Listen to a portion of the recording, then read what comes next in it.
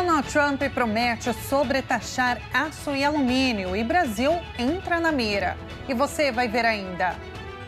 Aumento de imposto pode acontecer no melhor momento da história para a indústria siderúrgica brasileira.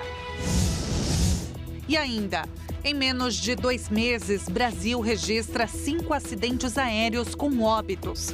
Essas e outras notícias você confere a partir de agora. Olá, bom dia para você, 11 horas e 32 minutos agora. Seja muito bem-vindo ao Redação Hit, edição manhã.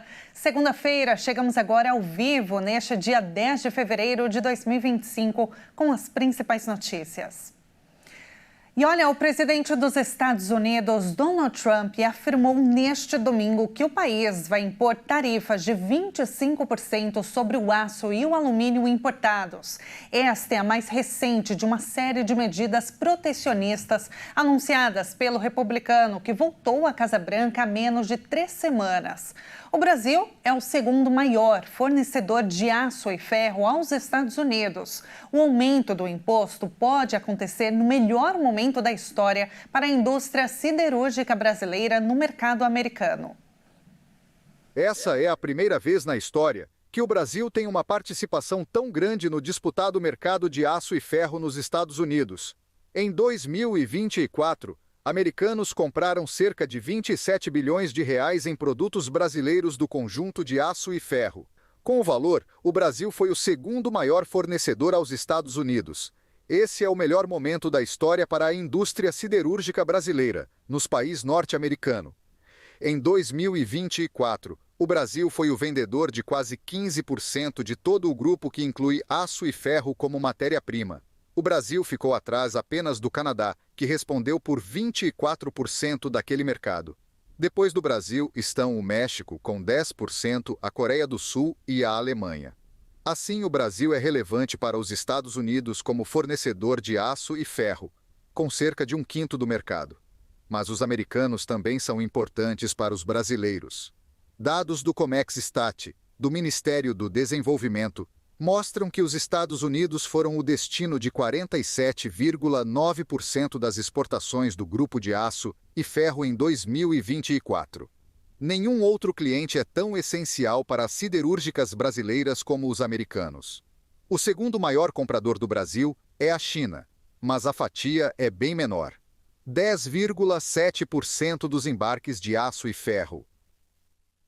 Bom, depois do petróleo, o ferro e o aço são os principais produtos exportados do Brasil para os Estados Unidos, representando 14% das exportações brasileiras para o país norte-americano no ano passado, que é o segundo maior parceiro comercial com o Brasil, atrás somente da China.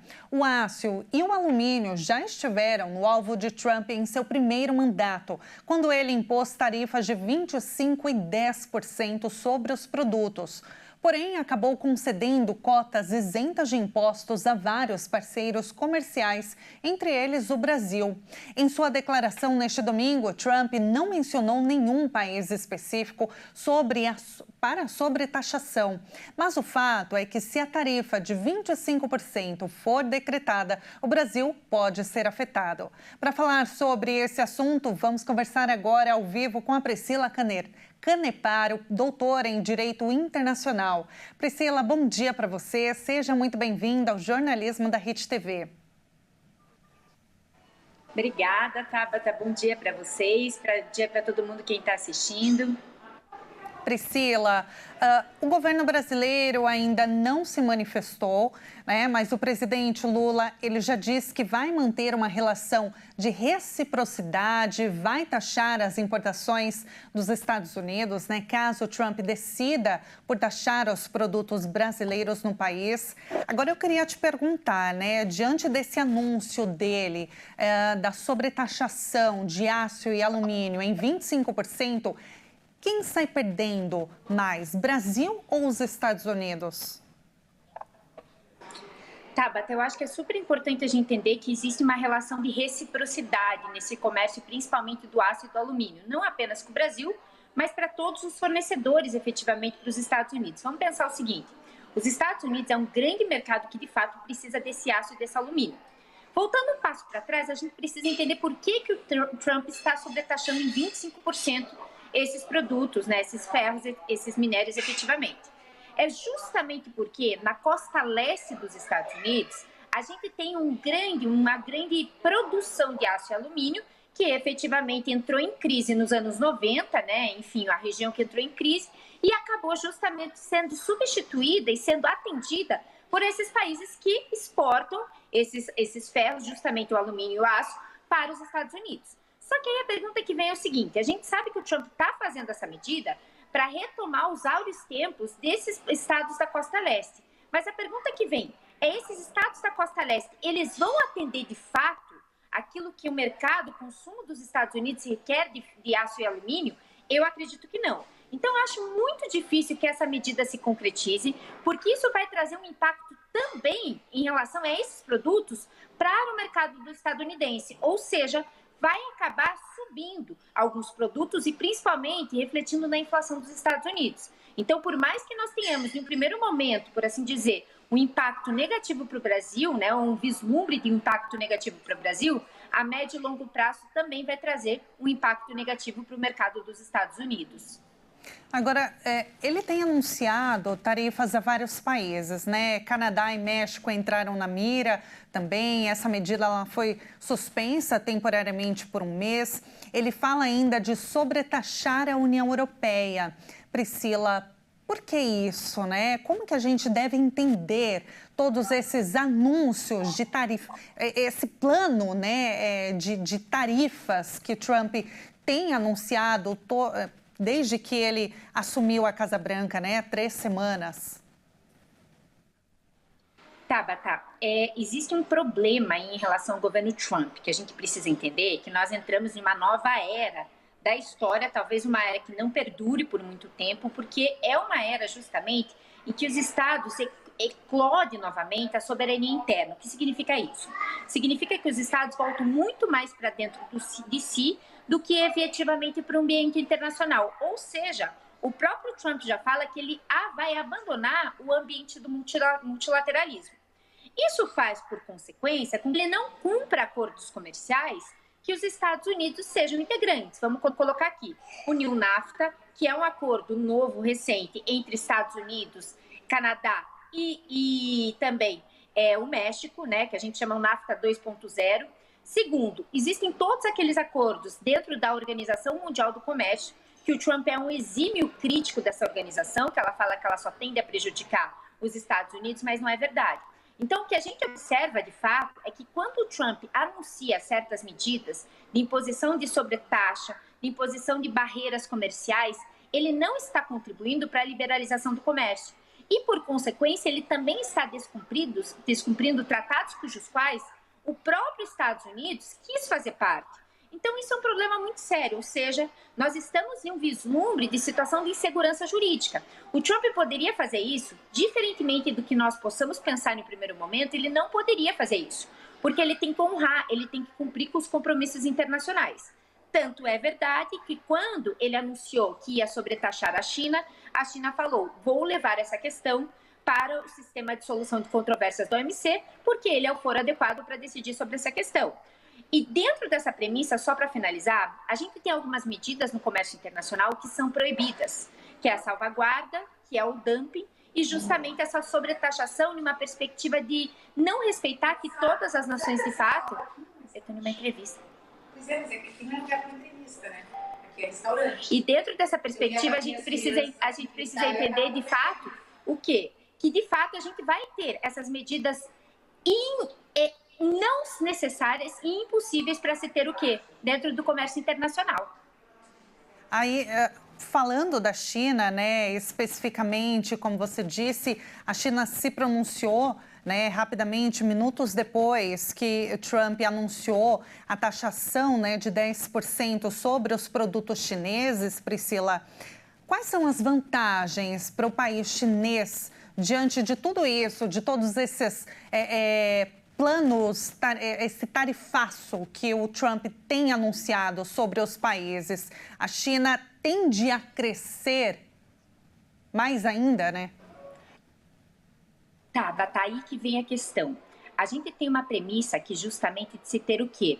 De se ter um mercado latino-americano já tomado majoritariamente pela China. Dentro dessa premissa, quando os Estados Unidos impõem novas medidas, eles acabam abrindo justamente espaço para quê? Para se ter uma maior opção para que esses países venham justamente a afirmar mais laços com a China. Então, o que a gente observa? Que esses vácuos de comércio que o Trump está, por assim dizer, construindo, fazem por consequência que a gente tenha o quê? Uma possibilidade que a China estreite esses laços. Justamente, a China já falou que se porventura, vamos pegar um exemplo aqui, a gente não tiver os Estados Unidos comprando grãos de alguns países latino-americanos, a gente vai ter o quê? A gente vai ter a China já querendo comprar esses grãos de países latino-americanos. Então, o Trump, talvez ele esteja fazendo uma perspectiva de se ter o quê? De se ter justamente uma falta de pensamento estrutural, justamente para impedir com que a China venha ter influência sobre esses estados, cujos quais outrora eram majoritariamente ocupados por uma influência estadunidense. Priscila, outro ponto que eu quero discutir contigo agora, ouvir a sua análise, é o anúncio, né, que gerou muita rejeição de diversos países, extremamente preocupante, polêmico também, que é com relação ao controle da faixa de Gaza. Esse plano, ele viola a lei internacional? Qual a chance, né, dessa ideia ser concretizada?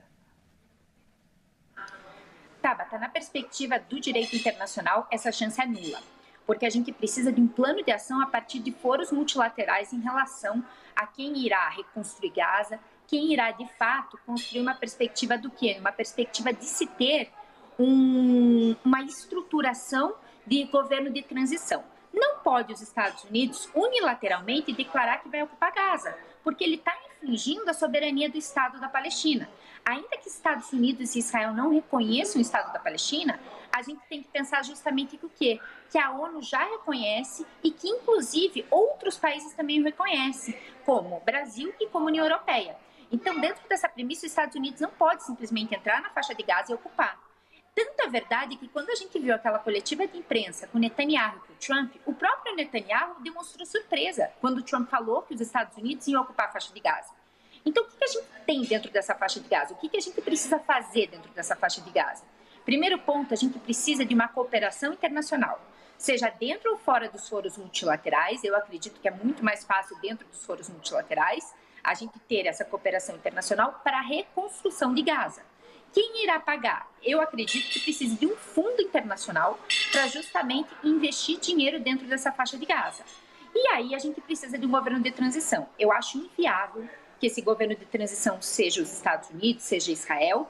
Eu acho muito mais palpável que esse governo de transição se dê, por exemplo, pela autoridade palestina, que é quem ocupa o norte da Palestina, quem ocupa a Cisjordânia, que não é o problema central em relação ao governo de Israel, até porque o Israel mantém relações, não vamos dizer pacíficas, mas não belicosas com essa autoridade palestina.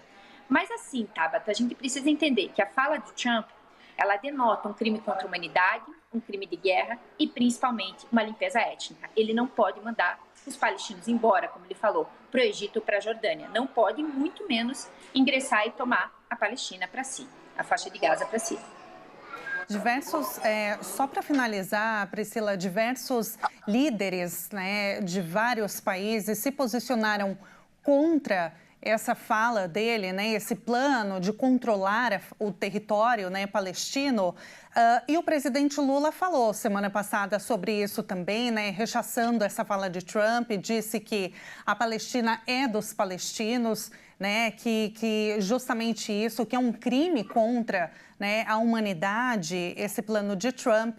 E aí eu queria saber o seguinte, a partir dessa fala do presidente Lula, o Brasil pode sofrer alguma sanção, especificamente como uma retaliação a essa fala do presidente? Ou não? Está dentro de acordo, até porque outros líderes também mundiais se posicionaram contra. Tá, vamos dividir aqui a tua pergunta em relação ao que o direito internacional fala e o que as relações internacionais, uma perspectiva mais realista, falam. No direito internacional, o Brasil não pode sofrer nenhuma retaliação.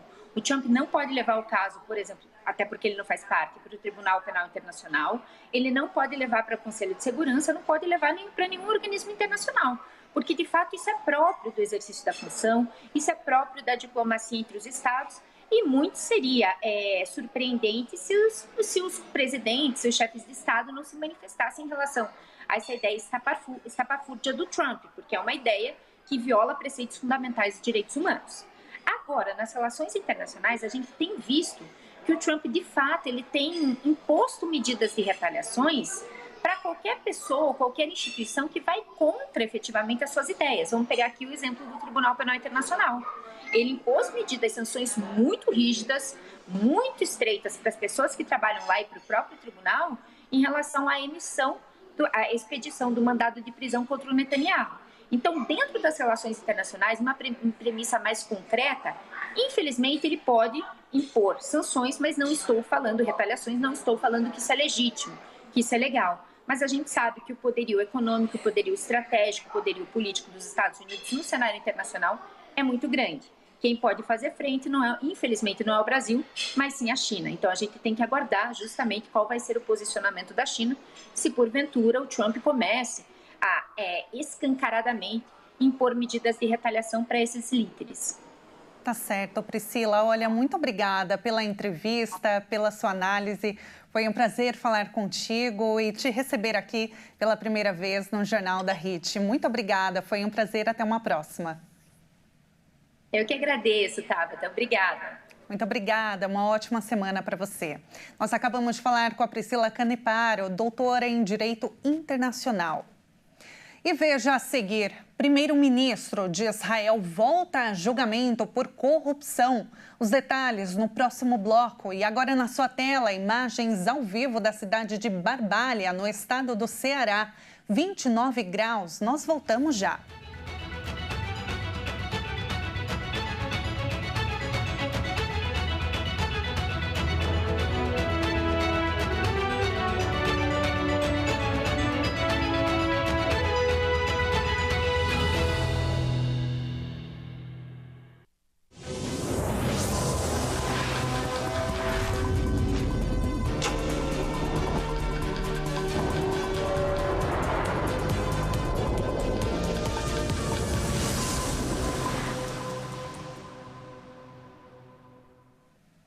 O Redação HIT está de volta agora pelo horário de Brasília, 11 horas e 52 minutos. O primeiro-ministro de Israel, Benjamin Netanyahu, reapareceu hoje em tribunal de Tel Aviv para a retomada de seu julgamento por corrupção.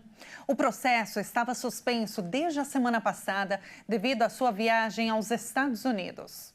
Na semana passada, 2 dos 3 depoimentos semanais foram cancelados devido a uma enfermidade de um dos juízes. Após quase um mês de pausa por conta da operação a que o premier israelense foi submetido no final de dezembro. No início dessa sessão, Netanyahu disse que ainda enfrenta desafios médicos devido à alta dose de antibióticos que lhe foi prescrita. Desde a operação, o premier sofreu com uma série de infecções. O advogado de Netanyahu, Amit Haddad, tentou repetidamente adiar as audiências ou reduzir o número de dias que o premier tem de testemunhar por vários motivos. O líder israelense é acusado desde 2019 de fraude, suborno e quebra de confiança em 3 casos separados de corrupção que vêm sendo julgados em conjunto desde 2020. Em um longo processo em que o primeiro-ministro começou a testemunhar no último dia, 10 de dezembro, após vários atrasos. O tribunal ordenou que Netanyahu comparecesse 3 vezes por semana, para audiências com duração de cerca de 6 horas cada uma. E agora a gente volta com notícia nacional. Em menos de 2 meses, já aconteceram 5 acidentes aéreos com mortes no Brasil, sendo 3 em São Paulo. Na última sexta-feira, a queda de um avião na capital paulista deixou 2 mortos e 5 pessoas feridas. O avião tentava um pouso forçado em uma das avenidas mais movimentadas da zona oeste de São Paulo e terminou com a morte dos 2 ocupantes. Além disso, um ônibus ficou incendiado e 10 pessoas feridas. O Centro de Investigação e Prevenção de Acidentes Aeronáuticos, CENIPA, da Força Aérea Brasileira, começou um trabalho de apuração.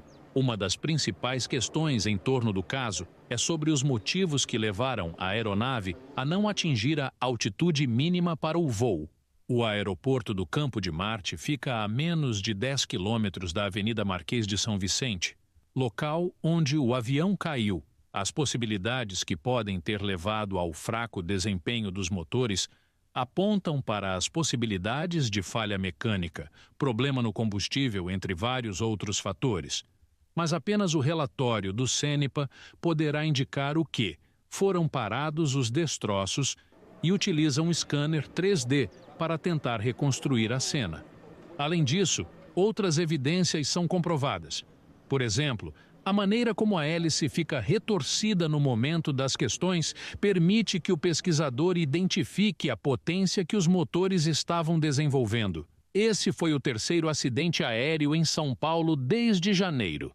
Além da queda desse avião na Barra Funda, o primeiro acidente do ano foi dia 9 de janeiro, na praia de Ubatuba, com a morte do piloto e outros 4 tripulantes sobreviveram. O segundo episódio foi a queda de um helicóptero em Caieiras, na Grande São Paulo, no dia 16 de janeiro, que deixou 2 vítimas. E agora a gente muda de assunto e nós vamos conhecer um pouquinho da capital das Ilhas Virgens Americanas, chamada Charlotte Amalie. Vamos ver. Charlotte Amalie é também o nome do porto de águas profundas, localizado na ilha de São Tomás, sendo esta a capital e a maior cidade das Ilhas Virgens estadunidenses. Com cerca de 20 mil habitantes, o local é conhecido também pela arquitetura histórica e distrito de compras, passeios de teleférico e claro as praias, com areia branca e águas calmas azul turquesa. E agora vamos com uma câmera ao vivo com vista da cidade, do porto de Charlotte Amalie. Olha só, vamos abrir a tela agora para ver que coisa mais linda, né? O porto localizado na capital das Ilhas Virgens Americanas e é um dos mais movimentados do Caribe. Serve como um importante ponto de entrada para os turistas e também mercadorias da região. Ele oferece acesso a praias famosas como a Baía Magens, ideal para passeios de barco, mergulho e visitas ao centro histórico da cidade. Muito lindo, né? Assim a gente encerra a edição de hoje, desta segunda-feira. Muito obrigada pela sua companhia. Uma ótima semana para você. Tchau, tchau.